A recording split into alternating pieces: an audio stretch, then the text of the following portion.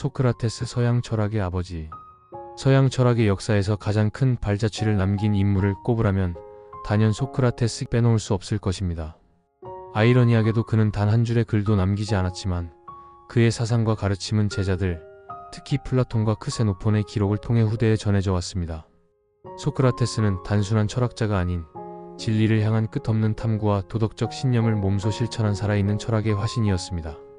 아테네의 거리를 걸으며 시민들과 대화를 나누었던 소크라테스는 겉으로 보기에 수수한 노인에 불과했을지 모릅니다.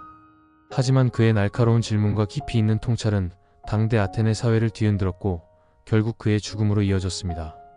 그의 삶과 죽음은 철학이란 무엇인가에 대한 가장 완벽한 답변이 되었습니다. 철학자로서의 소크라테스. 진리 탐구의 새로운 지평을 연 문답법. 소크라테스가 개발한 문답법 디알렉틱은 단순한 대화 기술이 아닌 진리를 향한 여정의 방법론이었습니다. 그는 대화 상대방에게 끊임없이 질문을 던지며 그들이 당연하게 여기던 생각들의 허점을 드러내곤 했습니다. 이는 마치 산파가 아기를 받아내듯이 상대방 스스로가 진리를 발견하도록 돕는 과정이었습니다. 예를 들어 소크라테스는 용기란 무엇인가? 라는 질문을 던질 때 단순히 정의를 요구하는 것이 아니었습니다. 그는 대화 상대방이 제시하는 모든 정의에 대해 발레를 들어가며 결국 용기에 대한 우리의 이해가 얼마나 불완전한지를 깨닫게 만들었습니다. 이러한 과정은 때로는 불편하고 고통스러웠지만 진정한 지식을 향한 첫걸음이었습니다. 무지의 지혜와 지혜의 역설. 나는 내가 아무것도 모른다는 것을 안다. 이 유명한 말은 소크라테스 철학의 핵심을 담고 있습니다.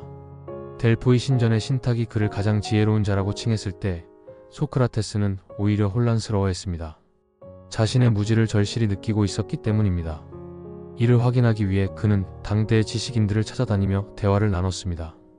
그 과정에서 그는 놀라운 사실을 발견합니다. 정치가, 시인, 장인 등 모든 이들이 자신의 전문 분야에 대해서는 잘 알고 있었지만 정작 삶의 가장 중요한 문제들 마이너스 정의, 선, 아름다움 등에 대해서는 진정한 알미 없다는 것이었습니다. 더욱 심각한 것은 그들이 자신의 무지를 인식하지 못한다는 점이었습니다. 윤리와 도덕의 새로운 지평. 소크라테스는 윤리와 도덕의 문제를 철학의 중심으로 가져왔습니다. 그는 어떻게 살아야 하는가? 라는 질문을 끊임없이 던졌고 덕이야말로 인간이 추구해야 할 최고의 가치라고 보았습니다.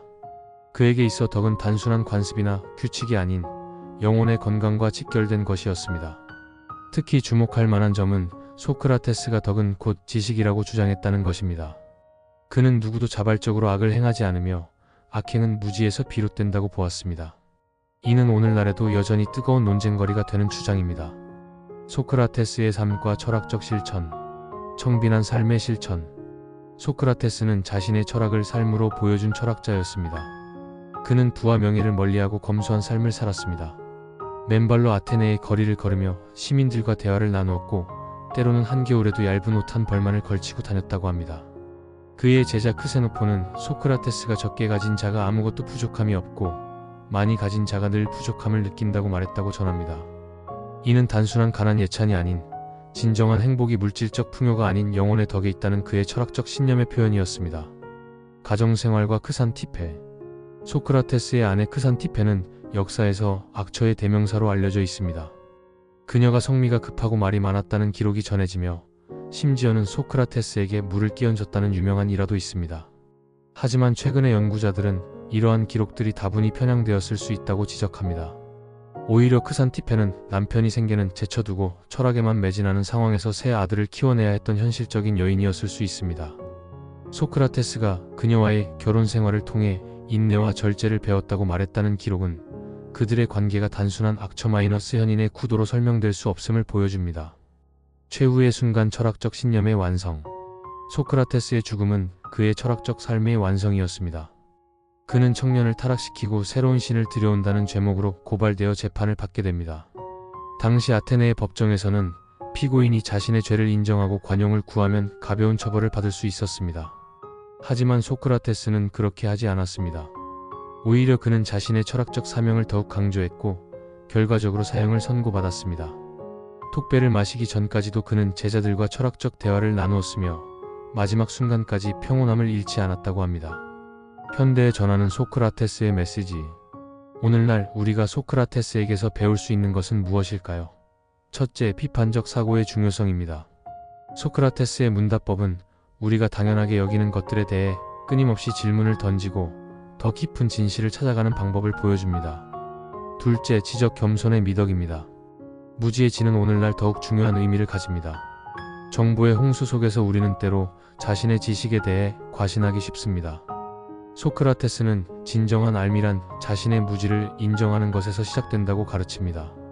마지막으로 철학적 삶의 실천입니다.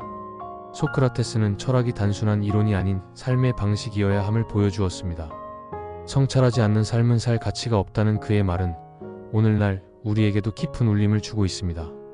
마치며 소크라테스는 저술을 남기지 않았지만 그의 삶 자체가 하나의 위대한 철학적 텍스트였습니다.